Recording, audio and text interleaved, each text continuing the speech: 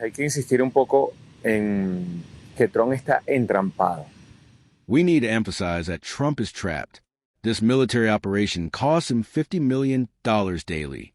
If you do the maths, from August 20 to the end of August are 11 days, 30 days in September, and so far, 24 days in October.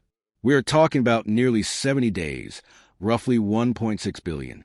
When you look at that 1.6 billion and realize that what has been destroyed are 9 vessels, none of which could carry more than, supposedly, 200 kilos of drugs, then the cost of the operation is enormous. Therefore, the trap Trump is in is that he has to show a result. Kilos de droga, entonces el costo de la operación es muy grande. Por lo tanto, la trampa en la cual está Trump es que tiene que mostrar un resultado. Quiere, a través de la presión, generar. Trump wants, through pressure, to generate a psychological effect because this is a cognitive warfare action, more than a real action. Even with a new aircraft carrier, even with 4,500 soldiers, even with a nuclear submarine, even with over 1,200 missiles, Venezuela is neither Panama nor Grenada in terms of territorial size. Therefore, controlling the territory goes far beyond bombing a specific target.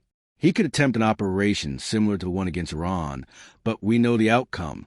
President Nicolas Maduro warned yesterday that we have Igla-S surface-to-air missiles, which are highly effective and precise.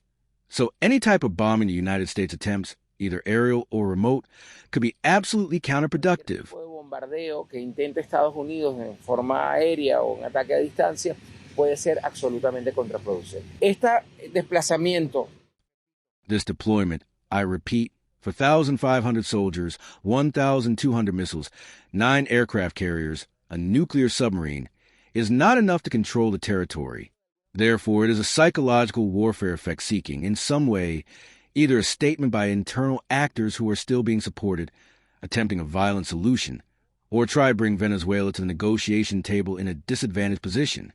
Venezuela does not sit at a negotiation table in a disadvantaged position. The principle of comprehensive respect for territorial integrity, the principle of respect for sovereignty, are cardinal principles we maintain under any circumstance. El problema aquí además radica. The problem here also lies in the fact that the structures for resolving issues in the international system do not work. And they do not work because the United States, with collective imperialisms, not only the U.S., but also the UK, France, Germany, Italy, Spain, Japan, Canada, have bet on the principle of preventive war, which violates the principles of the United Nations. Therefore, it renders completely dysfunctional all the structures created, including the Security Council, the General Assembly, the Inter-American Court, and multilateral organizations. They do not function because the United States is the main element causing their dysfunction. Porque los Estados Unidos es el principal elemento que genera el no funcionamiento del mismo. Y entonces cuando tú ves lo que los venezolanos hemos pasado desde el 2012. And so, when you see what Venezuelans have endured since 2012, the moment Chavez became ill until now, it means we have resisted all the manuals of cognitive warfare and psychological operations that have been successful elsewhere. When you look at the case of the operation in Iraq, in Libya, in Syria, you see elements that have been applied here. Economic blockade, use of hard power without the threat of invasion, use of soft power, pressure through diplomacy, blocking of financial resources. Venezuela has lost $840 billion since 2012, attempted invasions, joint operations attempts such as Operation Gideon or Operation Volcano in 2019, attempted assassination, attempts at selective killings. Everything has been tried against us, and our people remain standing. As Bolivar said, free peoples overcome powerful empires. Por aquello que decía Bolívar, pueblos libres vencen imperios poderosos. And I think there's a major demonstration because the Colombian people know that this is not an operation against Venezuela. It is an operation of recontrol, resemantization, of reoccupation of a territory they have lost. This is a result of the rise of progressive governments, left-wing governments, and the exhaustion of neoliberal policies in the region. They are trying to reconquer it. Y por lo tanto estamos hablando. Therefore, we are talking about a conflict that could go beyond a regional space. And without a doubt, we have just signed in the National Assembly an agreement to escalate strategic relations with Russia. One is coming with China, one with Iran, and one with Turkey.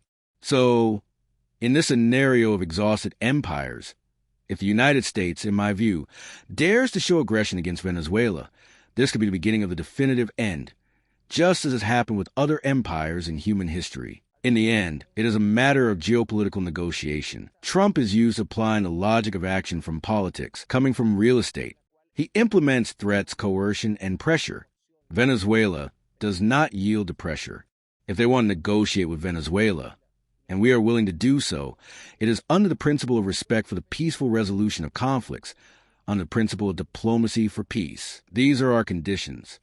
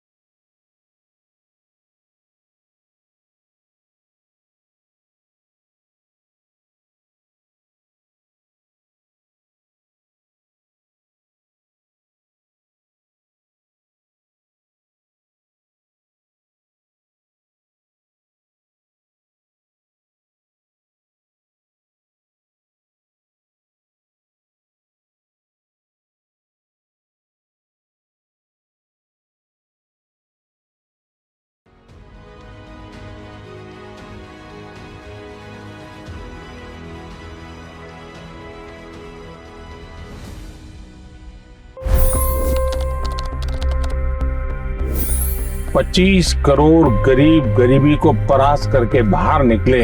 For the good of our nation, let's work together and let's truly make America great again. The fastest news breaks. Requested PM saying that you will have to speak to Putin and to Zelensky. The biggest news makers. The relationship with India is probably the most important bilateral relationship the U.S. will have for the rest of this century. The capital delivered quite an election result today. Expert analysis. The million-dollar question today is how to stop this dance of death. Ground reports. I'm standing at the crossroad of the Kumbh Mela. Behind me are more than 100 entry guards. Long-form interviews. Exclusionary politics is reflected in Manipur case as well. You don't bother because this is a small state. Deep dive into burning issues. It's often said DRC could be the richest country in the whole world. It's because of what sits underneath. Why exactly did the US topple the Sheikh Hasina government? HD videos. We don't just break news, we break it down.